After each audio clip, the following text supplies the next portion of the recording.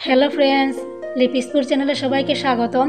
তো আমি আজকে তোমাদের সামনে নিয়ে এসেছি সুজির রেসিপি, মিষ্টি সুজির রেসিপি। ঝরঝরে সুজি কিভাবে বানাবে এবং জলের পরিমাণ কতটুকু দেবে এই ভিডিওতে আমি সম্পূর্ণ বলে দেব। ভিডিওটা না কেটে পুরো দেখতে থাকো। আশা করছি রেসিপিটা তোমাদের সবাই ভালো লাগবে। তো চলো কথা না বাড়িয়ে ভিডিওটা শুরু করা যাক।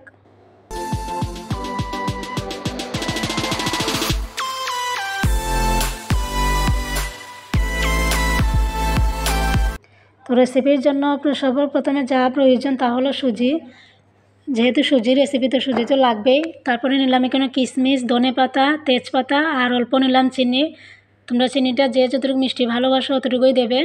আমার রেসিপির জন্য সব কিছু রেডি। এবারে কড়াই বসিয়ে দিলাম, কড়াইয়ের মধ্যে দিলাম গরম তেল। তেলটা একদম অল্প করেই দেবে, তেল বেশি দেবে না, একদম কম তেলের মধ্যে তেজপাতাটা ভেজে নিলাম। অল্প একটু ভেজে নেওয়ার পরে তারপরে দিয়ে দেবো চিনি। তো চিনি তোমরা যে যতটুকু ভালোবাসো এতটুকুই দেবে। আমি আমার আন্দাজ মতো দিলাম, তোমরাও সুজির পরিমাণ বুঝে চিনিগুলো দিয়ে দেবে। তারপরে আবার একটু ভালো করে ভাজবে।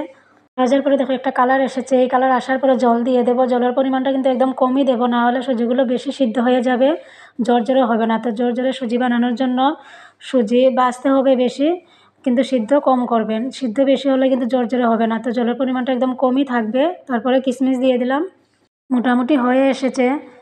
তো লাস্টে ধনেপাতা দিয়ে দিলাম নামাবার সময়। তো ধনেপাতা দিয়ে দিয়েছি, এখন নামিয়ে নেব। মোটামুটি আমার সুজি রেসিপি তৈরি হয়ে গেছে, এখন খাওয়া যাবে। এবার নামিয়ে নেব। ঝরঝরে সুজি হয়ে গেছে, দেখতেই পাচ্ছ। আশা করছি রেসিপিটা তোমাদের সবাই ভালো লাগবে।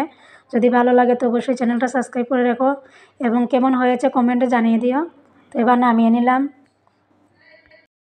তো রেডি হয়ে গেল মিষ্টি সুজির রেসিপি। রেসিপিটা সত্যি খুব দারুণ হয়েছে। তোমরা ঘরে বানিয়ে একবার খেয়ে দেখো, কেমন হয়েছে আমাকে জানিও।